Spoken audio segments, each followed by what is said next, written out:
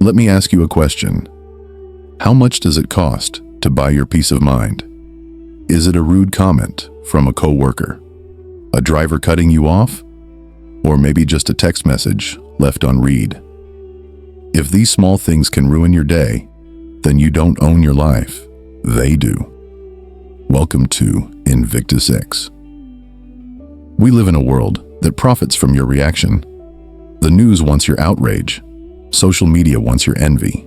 And toxic people want your energy. You might tell yourself, I'm just a passionate person, or I'm sensitive. But let's be brutally honest for a moment. That is not passion. That is slavery. As long as you react to everything, you are controlled by everything. True power isn't about suppressing your emotions or becoming a robot.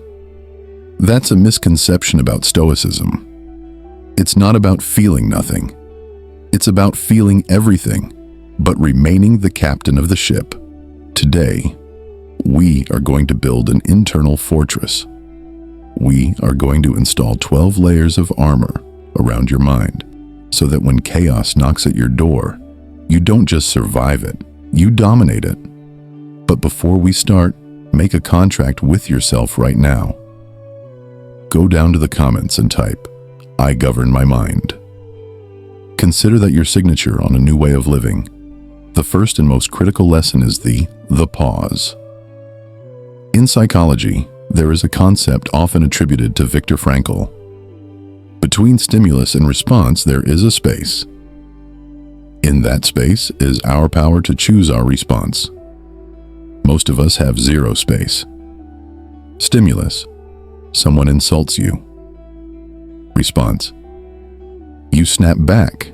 You are moving on autopilot. You need to widen that gap. The next time you feel that spike of adrenaline, maybe your boss sends a passive-aggressive email. Do not type. Do not speak. Freeze. That pause isn't weakness, it is a tactical reload. By waiting just 5 seconds, you move from your emotional brain, the amygdala, to your logical brain. You go from being a puppet to a strategist. This connects directly to how you present yourself. If your emotions are broadcasted on your face in high definition, you are giving people a manual on how to manipulate you. If I know what makes you angry, I own you. If I know what makes you insecure, I can break you. The Stoic master feels the anger, yes, but their face remains a mirror, reflecting nothing back but the other person's foolishness. Let me give you a concrete example. Imagine a man named Thomas. Thomas is in a high-stakes meeting. His colleague, let's call him Dave, interrupts him and makes a joke about Thomas's recent sales numbers. The room goes quiet. The old Thomas would have flushed red, started over-explaining the data, and stuttered through a defense. That is the smell of insecurity. Excessive explanation is blood in the water. But this is the Stoic Thomas. Thomas stops speaking. He doesn't look down. He looks Dave dead in the eyes. He doesn't frown. He relaxes his jaw. He holds the silence for 3 uncomfortable seconds. The tension shifts. Dave stops smiling. The room waits. Thomas simply says, as I was saying, and continues his presentation. In that moment, Thomas won. He didn't fight. He didn't argue. He used strategic silence.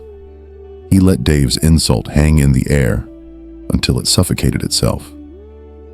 Silence is not empty. It is full of answers. When you refuse to step onto the stage of someone else's drama, you leave them acting alone like a fool. This mental strength requires physical reinforcements. You cannot have a calm mind and a frantic body. They are one system. Have you ever tried to solve a math problem while sprinting? It's impossible.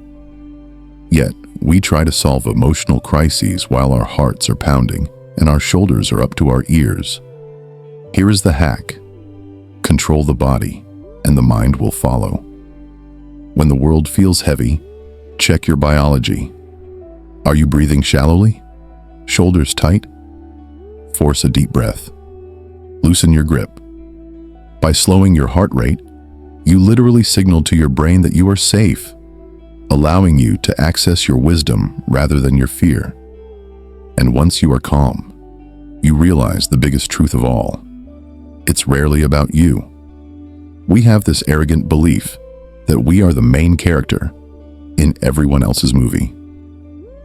If someone cuts you off in traffic, your ego says, "They disrespected me." The reality? They are probably late, stressed, or just a bad driver. It has nothing to do with you.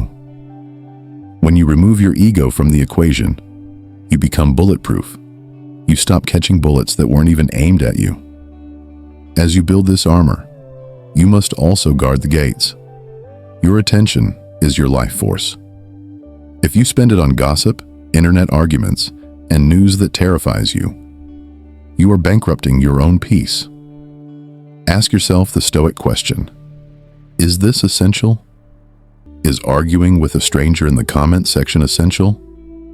Is proving you are right to your partner over a dirty dish essential? Usually the answer is no. Most arguments are just two egos crashing into each other. The smart warrior chooses their battles. If it doesn't threaten your principles, let it go. You can be right or you can be happy. Often you cannot be both. Be like water in your tactics, but stone in your principles. The world will always be chaotic. There will always be a Dave in the meeting. There will always be a traffic jam. You cannot control the storm, but you can control the ship. When you apply these secrets, you stop being a leaf in the wind. You become the tree. The wind blows, the branches might sway, but the roots, your mind, your values, your peace, do not move. This is the path of the Invictus, the unconquered. If you found value in this, don't just consume it, live it. I want to know which of these habits you struggle with the most. Is it the pause? Is it the ego? Share your story in the comments below. Let's build a community of high-value individuals who govern themselves. And remember to subscribe to INVICTUS X. We don't just watch videos here. We change lives.